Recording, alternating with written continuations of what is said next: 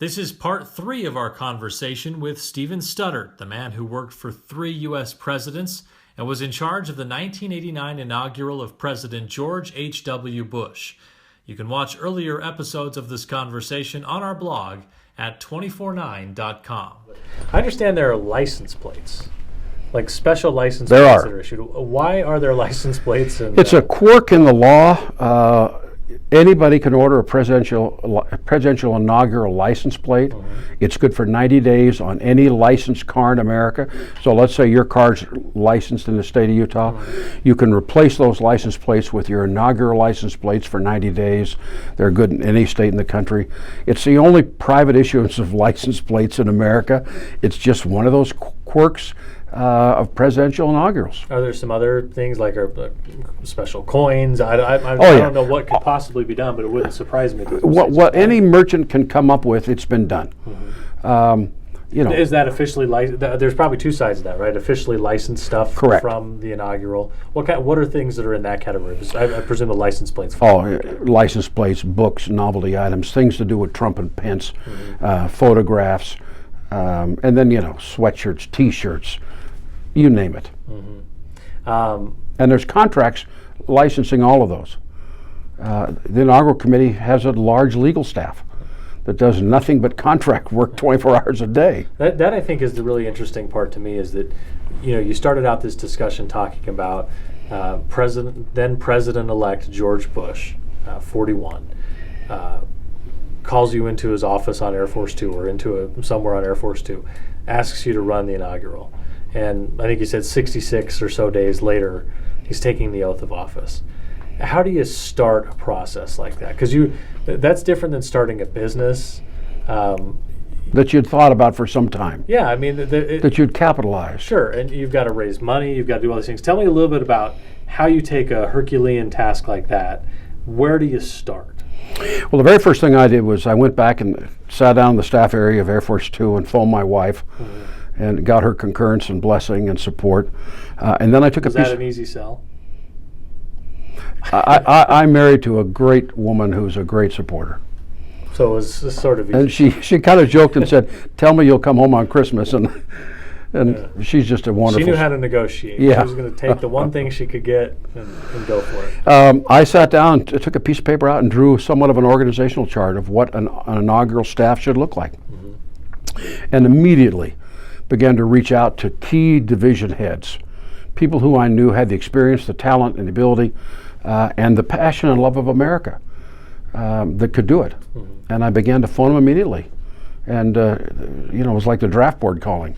They're being kindly asked to do it. Yes, you will do this. Say yes, thank you. The General Services Administration, which is a government agency, provides a facility. And for us, it was an old torpedo warehouse. And, there's no walls, no furniture, nothing on day one. And 3 or 4 days later, we got desks for everybody and telephones. And it just materializes because it has to happen at lightning speed. Yeah. You were not brand new to this situation because you worked on President Reagan's staff through 2 terms and with President Ford before that. But with that monumental task ahead of you, it also has to be nice that there's no bigger power behind you to help get it done. Like when hiring people is one thing, but sorting out a lot of problems has to be pretty easy when you're holding those cards. Well, you talk about starting a business. You have to have a capital plan when you start a business. Mm-hmm. And in an inaugural, you have no budget. You have to raise it. There is not a government appropriation for a presidential inaugural committee. There are some government resources allocated, like a building. And the military, for example, is all paid in the Pentagon budget.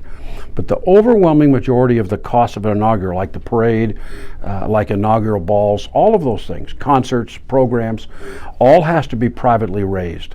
And so parallel to planning this event, you're also, and you have to figure out what the events are. You can't send an invitation to a ball until you figure it out whether we got 1 ball, 3 balls, 17 balls, are there buildings to hold them in, and how are we going to pay for this and what's it going to cost. So parallel, you're spending money faster than you're raising it, but you just have this great faith and hope and the power of the president-elect that your budget will be raised in time. How much did it cost you? Do you recall? The one I headed was about $28 million. We got criticism for being so expensive. President Obama's last inaugural was 56 or 57 million.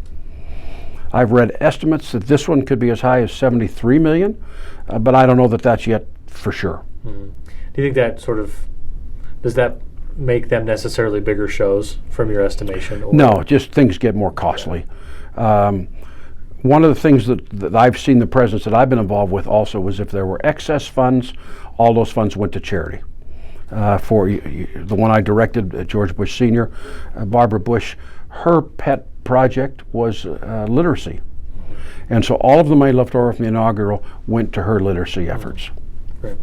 I want to talk to you about some of at least one of the longtime features of the inaugural. It's been in the news a little bit for those who are following it particularly closely. Charlie Brotman, who is the longtime parade announcer. I think he goes back like 10 presidents. Yeah. I mean, he was in all three yes. of yours. And not going to be used this time. No. What do you think about that? Nothing. Everybody who participates in inaugural does so by invitation. Mm-hmm. And if the president-elect wants to invite somebody else, wonderful. And Charlie's done it for a lot of times, and maybe it's time to pass the baton. And that happens probably with a number of other positions. Oh, almost every position. It's very, it's very rare for someone to participate in multiple inaugurals. And if they do, they're just a very tiny number of people who do. Walk me through what the day is like for the president-elect up to the time he becomes the president and then before he goes to bed that night. What does his day start out as? And just walk me through the schedule of events. It's a very long day. And the presidents that I've been close to, they didn't sleep well the night before. I don't know that anyone can truly get a sense of the magnitude of what's happening to the degree that they get that sense. They are at noon today going to become the most powerful person in the world. And all of the problems and challenges worldwide that go with that are on their shoulder. They sense the enormity of it. The presidents generally, the president-elect and his wife, or her husband if it had been a female president elected, go to the White House mid-morning, where they are received by the outgoing president and first lady for tea. It's a very civil, cordial part of this passing of the baton of national power. Some presidents go to church that morning. Many of them go to St. John's Church, which is right across the street from the White House, and it's called the Church of the Presidents. The presidents that I've worked with have gone to church prior to going to the White House. I think it's a wonderful statement about who they are and who we are as a country, that on that day of passing of political power, the first thing they do is go and kneel and give thanks to God for the freedom that is America, for the liberty that we have as a country.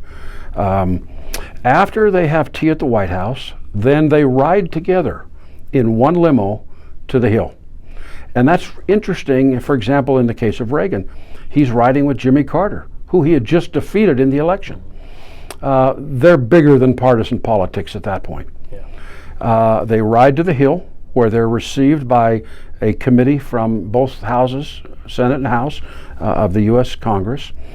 Then they go out, and the ceremonies on the front of the Capitol begin, the swearing-in ceremony, which prior to Reagan was on the east side of the Capitol. Now it's on the west front. And Reagan changed that, or at least it was changed at his request, because he wanted to look to the western United States where his roots and his heart were.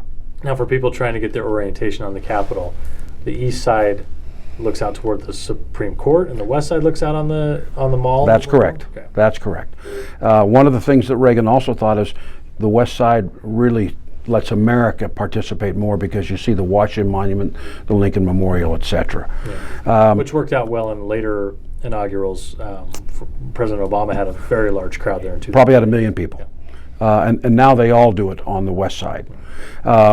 The ceremonies associated with the swearing-in occur, and the ceremonies are really up to the president-elect what the content of those ceremonies are. But for example, there's generally an invocation by a clergyman selected by the president-elect. They do things like, for example, there'll be a poetry reading maybe, or there'll be a song. The national anthem may be sung. Those are all up to the president-elect. And then the oath of office is administered. It's administered by whoever the president-elect selects. And historically, the president has placed his hand on a Bible.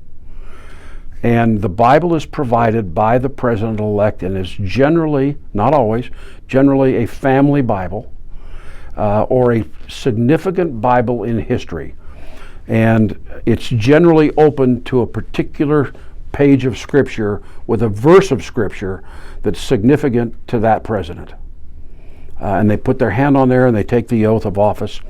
If you remember, President Obama had to do it a second time privately because the Chief Justice blew it. He missed a couple of words. Yeah. And those who advise on such things said, we better take this oath again to make sure that it's accurate. Yeah. Then they go inside and there's a luncheon in the statuary hall hosted by Congress for the president-elect, the vice president-elect, their spouses, and their party. That takes another hour or so. And then they get into the vehicles and process in the inaugural parade to the White House. The inaugural parade goes down Pennsylvania Avenue and terminates just beyond the White House. And because I mentioned to you there's a 10-minute gap in that parade, the president can then go with the First Lady, the Vice President-elect, now the Vice President, and his wife into the reviewing stand, and they receive the entire parade as it passes by the reviewing stand and render honors. The parade lasts anywhere from an hour to 2 hours. Trump says he wants a shorter parade this year. We'll see how it turns out. Then they go into the White House and prepare for the evening. Now, generally at that moment, the president will go to the Oval Office first time. It's a tradition that's carried on by presidents. The outgoing president writes a note inside the desk drawer, seen only by the new president. It's a note from the outgoing to the new one. He'll read that note. His very senior staff will be received by him in the Oval Office. And at that point, it may only be 3 or 4 people that have been yet appointed.